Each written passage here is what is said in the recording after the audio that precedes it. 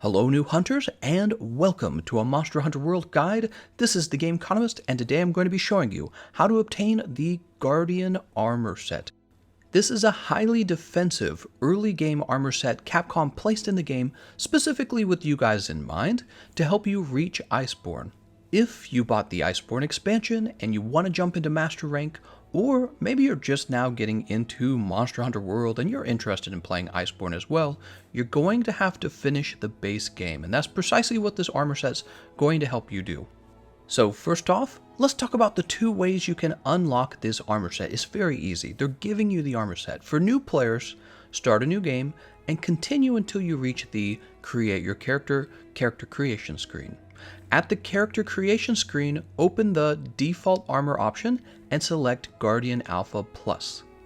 For existing world players, go to your room and talk to the housekeeper. Select Claim Add-on and Bonuses, then Armor Set Guardian. When prompted, select Yes to retrieve the content. Finally, go to your item box or the smithy and select Change Equipment and select the Guardian Armor to put it on.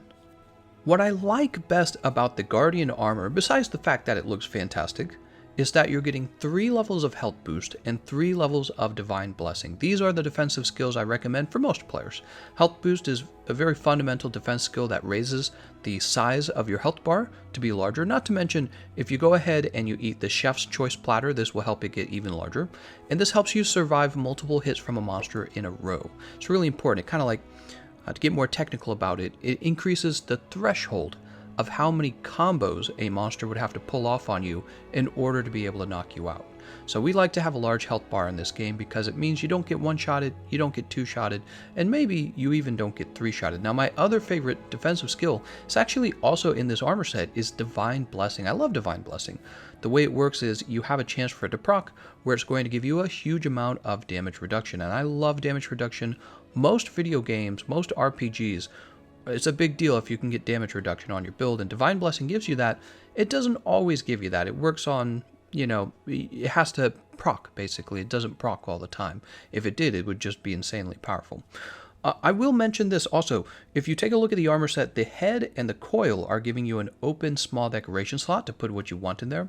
Now, I don't know what you want to do with the second decoration slot. It could be any number of things, like if you're playing a hunting horn, you probably put in the sonorous decoration. However, I would use one of those decoration slots to definitely build the Fortify skill. I'm always singing the praise of the Fortify skill. It's one of the best, most powerful skills in the game.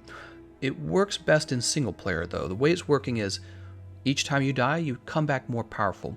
And what's surprising is just how powerful you are when you come back. Fortitude can activate 2 times from you carding 2 times, and normally you always get 3 cards, so you're always left with 1 life left over.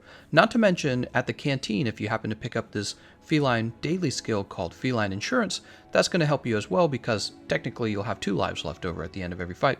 Of course, that's for another video. I have a canteen guide if you want to watch that. I'll leave a link in the description, or I'll leave it in the comment section. Alright, so Fortitude, if you have it, I would put it in there. If you don't have it, it's not going to be the end of the world. However, the main problem with the Guardian set is that it comes with no damaging skills at all. So let's say you're building a melee weapon. There's a number of terrific raw damage melee weapons. The hammer, the greatsword, the longsword, the switch axe. They're fairly uncomplicated. They do terrific damage. They have good range. They have uncomplicated builds.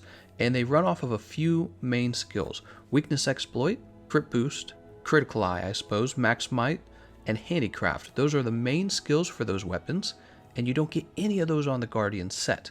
So when you can start trading out pieces of the Guardian set, I would start looking into doing that, and this will help you get through the story mode. Here are the pieces of the set that I would trade out.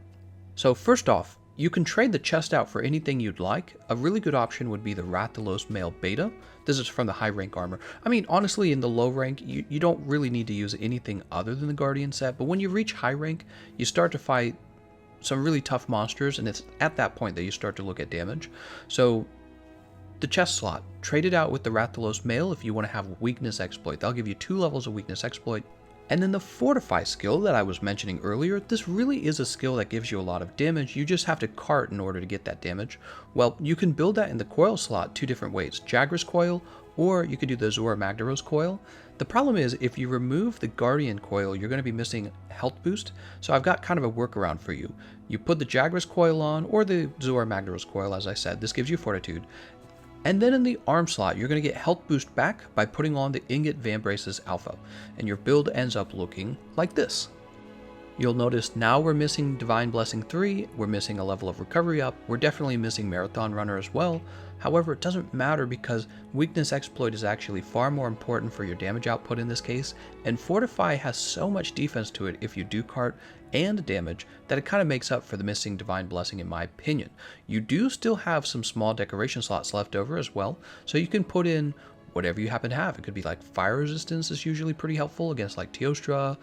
You could put in more Divine Blessing decorations if you happen to have those. You might get them as a drop later in the game while you're fighting the end game story monsters. So whatever the case is, maybe you've got like Steadfast decorations. Those are decent. Speed Eating, Satiated, all of those are good ideas. But yeah, the point is you've got Weakness Exploit, you've got Fortify now, and you also have that Charm slot. So with the Charm slot, if you really wanted that Divine Blessing, you could try to build the Divine Blessing Charm. So that gives you a little control over things. You can just force yourself into having it by building it. The other thing you could choose to do though is you could build a Handicraft charm, and this is really nice for melee weapons. So Handicraft and Weakness Exploit together are really going to raise your damage. So is Fortify, of course, but again, you have to cart for that, okay? So Handicraft in the charm slot if you can afford to craft Handicraft charm. And let me say this, you're going to need that Handicraft charm all the way through Iceborne. It's a really powerful charm, and you're probably going to upgrade it in Iceborne anyway, so build that as early as you can. Some other good charm ideas would be to maybe build the Weakness Exploit charm. If you get one level of that, you can finish out Weakness Exploit to level 3. You could build the Critical Eye charm. This is also good for building affinity. You could build the Crit Boost charm. In Iceborne it's upgradable to level 2. I don't really see myself doing that though. I think it's more important to just actually unlock the Crit Boost decorations in my opinion. Not really worry about the Crit Boost charm as much. It's not as efficient as the other charms, so that's the problem. Max Might charm, Max Might's become harder to use over time, so I feel like it's not as big of a priority as it once was. I also wouldn't worry so much about the Attack Boost charm. I feel like a lot of the weapons become more powerful in Iceborne, and honestly, skills like Peak Performance and Attack Boost and Agitator, they don't really get buffed along with that. So there was some damage scaling, and Attack Boost doesn't really scale up with it. The problem with Attack Boost is it uses your small decoration slots, and the Crit Eye decoration, in my opinion, became more valuable in Iceborne. So yeah, I wouldn't worry about Attack Boost. I feel like people kind of go nuts over that skill. Crit Eye is the skill I would worry about. That's why I recommended the Crit Eye charm.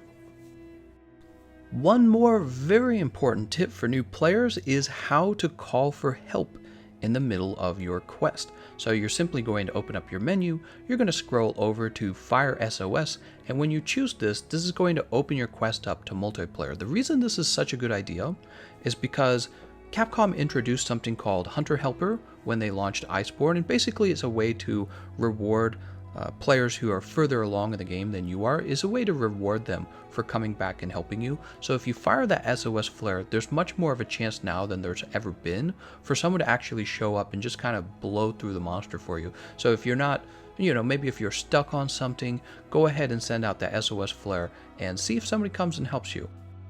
Alright, you've reached the end of the guide.